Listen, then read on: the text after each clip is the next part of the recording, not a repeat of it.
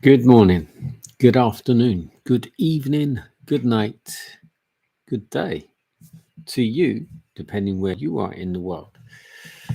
So here it is just after 9:15 p.m. on a Tuesday evening, is it? Anyway, we're doing our nighttime devotion. We're reading from the devotional To Be Like Jesus. The title today is Public Service Demands Strict Integrity. Proverbs 31 verses 4 and 5. It is not for kings to drink wine, nor for princes intoxicating drink, lest they drink and forget the law and pervert the justice of all the afflicted.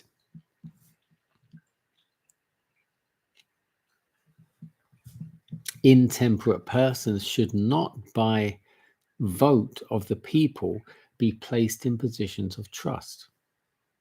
Their influence corrupts others, and grave responsibilities are involved.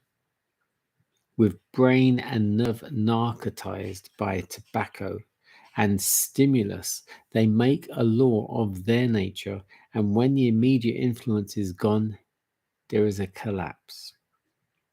Frequently, human life is hanging in the balance on the decision of those whose these positions of trust depends life and liberty, or bondage and despair. How necessary that all who take part in these transactions should be those who are proved, those of self-culture, those of honesty and truth, of staunch integrity, who will spurn a bribe, who will not allow their judgment or convictions of right to be swerved by partiality or prejudice. Thus saith the Lord, thou shalt not wrest the judgment of thy poor in this cause. Thou shalt not wrest the judgment of thy poor in his cause. Keep thee far from a false matter, and the innocent and righteous slay thou not. For I will not justify the wicked. And thou shalt take no gift, for the gift blindeth the wise, and perverteth the words of the righteous. Only men and women of strict temperance and integrity should be admitted to our legislative halls and chosen to preside in our courts of justice. Property, reputation, even life itself are insecure when left to the judgment of those who are intemperate and immoral. How many innocent persons have been condemned to death? How many more have been robbed of all their earthly possessions by the injustice of drinking jurors, lawyers, witnesses, and yes, judges? There is need now of people like Daniel, men and women who have the self-denial and the courage to be radical temperance reformers. Let every Christian see that his or her example and influence are on the side of reform. Let ministers of the gospel be faithful in instructing and warning the people. And let all remember that our happiness in two worlds depends upon the right improvement of one.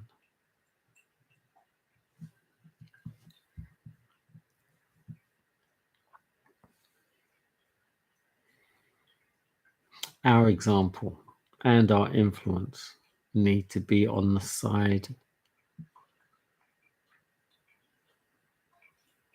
of reform.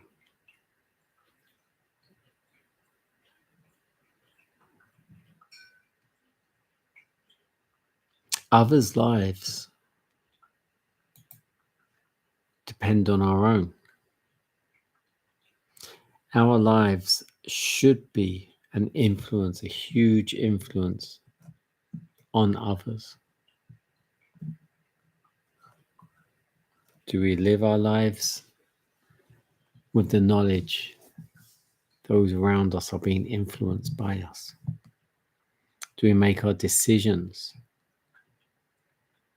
with a view that that decision we make is an influence on others? Every decision we make is an action, and for every action there is a reaction, and there's also a consequence.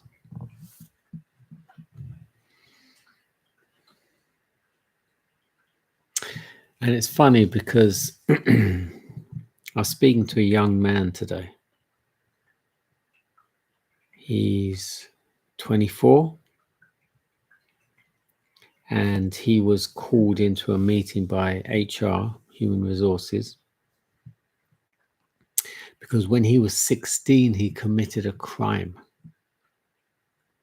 And they wanted to investigate what the crime was he had committed.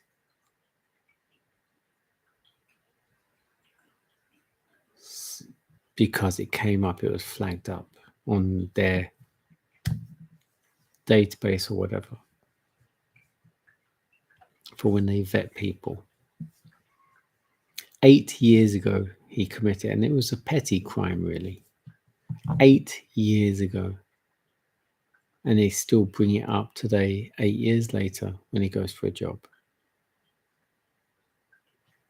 And as a young black guy, I said to him, now you see what's happened, what you did when you were 16.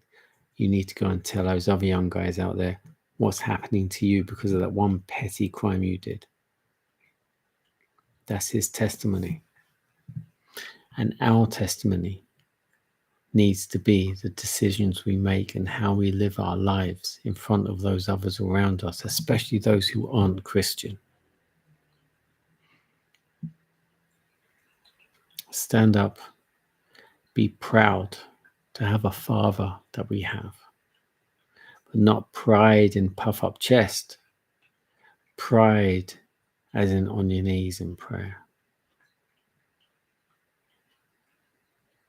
Prideful that what prayers get answered. Maybe not immediately, but we have a Father that listens to every word we say.